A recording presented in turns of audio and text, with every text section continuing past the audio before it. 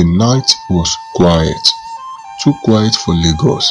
The only sound was a ticking clock in the large sitting room of the Okafor family house. The house looked peaceful from outside, but inside it was a storm waiting to explode. Nobody knew that the discovery of one hidden paper, one secret will, would change everything and destroy the Okafor family forever. Mr. Ignatius Okafor was a wealthy businessman. He owned lands, houses, petrol stations, and shares in companies. He was feared and respected by both friends and enemies, but behind his smile was a man full of secrets. He had 3 sons, Emeka, Chike, and Nonso, and 1 daughter, Ada. Everyone thought he loved them equally.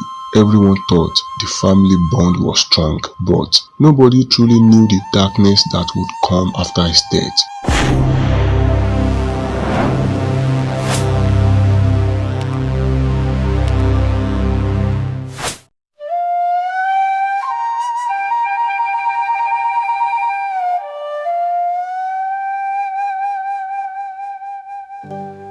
It all began the night he collapsed in his mansion at Ikoyi. He was eating dinner with his children when he clutched his chest and fell. Panic filled the air. Ada screamed. Emeka rushed for his car keys to drive him to the hospital. Chike froze while Nonso called an ambulance, but by the time they got into St. Gregory Hospital, the great man was gone. The family was broken. Crying and wailing filled the compound for days. Mourners trooped in. Politicians, pastors, businessmen all came to pay their respects. But among the tears, there was an unspoken question: who will take over the wealth? Everyone assumed Emeka, the eldest son, would inherit everything. In Igbo tradition, the first son often carries the father's legacy. Emeka himself behaved like the new head of the house, backing orders to workers and giving instructions to relatives. But in one hidden drawer of Mr. Okafor's private study,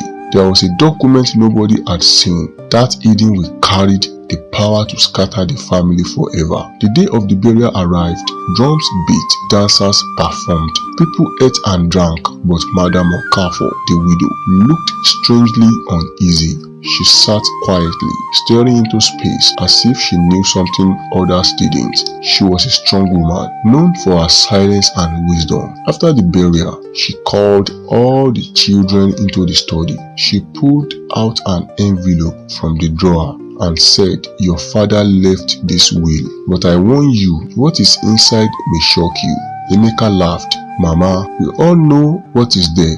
I am the first son. The companies and houses are mine. Let's not waste time." Ada frowned. "Emeka, don't talk like that.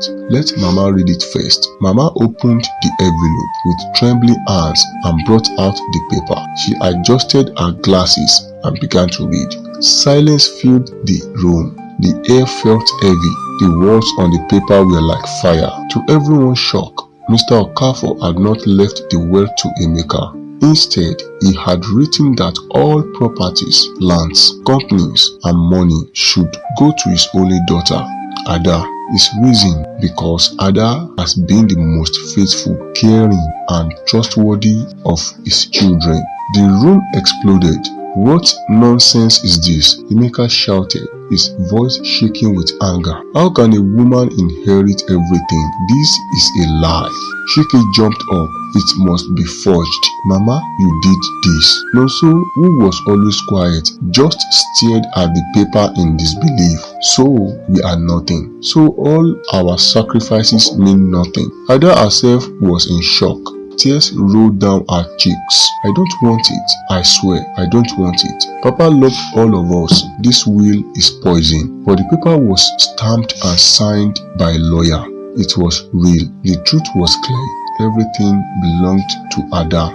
From that moment, peace disappeared from the Okafor family. Emeka began to sing. he told Chike and Nonso that Ada must not take the inheritance. He whispered into their ears at night, if we let her take it, she will control us forever. She will sell everything and leave us with nothing. We cannot allow that. Chike, who was hot-tempered, agreed immediately. We must fight. We must challenge it in court. Nonso was hesitant at first, but the thought of being poor while Ada enjoyed the riches made him join them. The three brothers united against their sister. At first, they tried persuasion. They begged Ada to reject the will and share everything equally. But Ada refused. It is not my decision. Papa wrote it himself. If you don't trust me, let's go to the lawyer. They went to the lawyer, Barrister Oladimeji, who confirmed that the will was genuine. Your father was very clear in his instructions. He said, legally, everything belongs to Ada, but she can choose to share if she wants. The brothers left his office furious. They no longer wanted negotiation, they wanted war.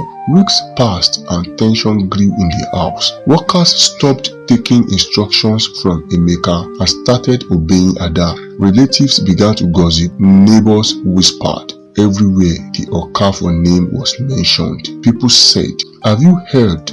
The daughter inherited everything. The sons are now like beggars. One night, as rain poured heavily, the brothers gathered in Emeka's flat. The smell of beer filled the room. This girl has disgraced us, Emeka said, banging the table. If Papa was alive, I swear I would confront him. How can he do this to us? Chike clenched his fist. Then, what do we do? Go to court? That will take years. By then, she would have sold half the properties. Nonso speaks slowly. Maybe we can make her change her mind. Emeka's eyes narrowed. What do you mean? Nonso lowered his voice.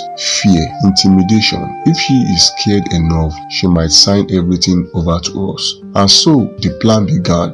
At night, Ada started hearing strange knocks on her door. She found threatening letters clipped under it. Her car tires were slashed. Once, she returned home to find her dog poisoned. Fear gripped her heart, but she kept quiet. When she told her mother, Madam Okafor held her hands. My daughter, your brothers are destroying themselves. Do not let fear rule you, but be careful. Evil is in this house. But the evil was just starting. One evening, Ada was attacked on her way back from church. Two men grabbed her, dragged her into a bush path, and threatened her with a knife. Sign the papers and hand over the properties. One of them glowed. Luckily, a passerby shouted, and the men ran away. Ada survived but was deeply shaken. She knew it was her brothers behind it, though she had no proof. The next day, she confronted them. Do you want to kill me? She cried. We are family. Papa must be weeping in his grave. Emeka's face was hard. Family? You stopped being family the day you decided to take everything from us. Ada screamed. I never wanted it. Why don't you understand? The brothers left, leaving her broken. Soon, the matter reached the village elders. They called a family meeting. Everyone gathered. Uncles, aunts, cousins, and community leaders. The elders advised Ada to share the inheritance to bring peace. But Ada refused. She said, I cannot go against Papa's wishes. If I share it, I am disobeying him. The brothers stood up angrily and left the meeting. After that, blood entered the matter. One night, Chike and Nonso broke into the family house, thinking Ada was away. Their plan was to steal the original will and burn it, but Ada caught them. A struggle broke out. Chike pushed her, and she fell, hitting her head on the edge of a table. Blood gushed. Panic filled the room. Nonso screamed, you have killed her. Chike froze. No, it was a mistake. They tried to wake her, but Ada lay still. The brothers rushed out in fear, leaving her body on the floor. By morning, the police arrived. Ada was taken to the hospital, alive but unconscious. The news spread like wildfire. The community cursed the brothers. Their own mother collapsed when she heard. May God punish you, Madam Okafor wept. You have destroyed this family with greed. Your father's soul will never rest. Emeka, Chike, and Nonso were arrested. Under pressure, Nonso confessed everything. The threat, the attack, and the fight that nearly killed Ada. The brothers were charged in court. Months later, Ada recovered, but she was no longer the same. Her smile was gone. She looked at her brothers in the courtroom with tears. "I loved you all," she whispered, "but your greed has killed our bond forever." The judge gave his verdict. Emeka and Chike were sentenced to years in prison for attempted murder. Nonso, because of his convention, was given a lighter sentence. The Okafor family, once wealthy and respected, became a shadow of itself. Properties were seized during the legal battles. Businesses collapsed. Workers resigned. The once famous name turned into a cautionary tale.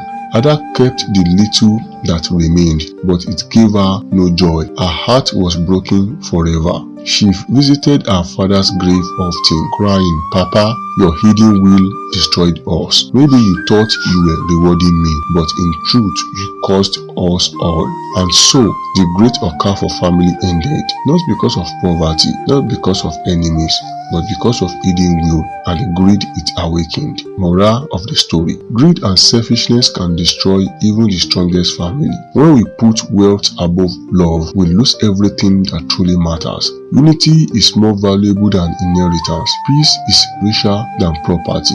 If you enjoyed this story, please like, comment, and subscribe so you don't miss more suspenseful stories like this.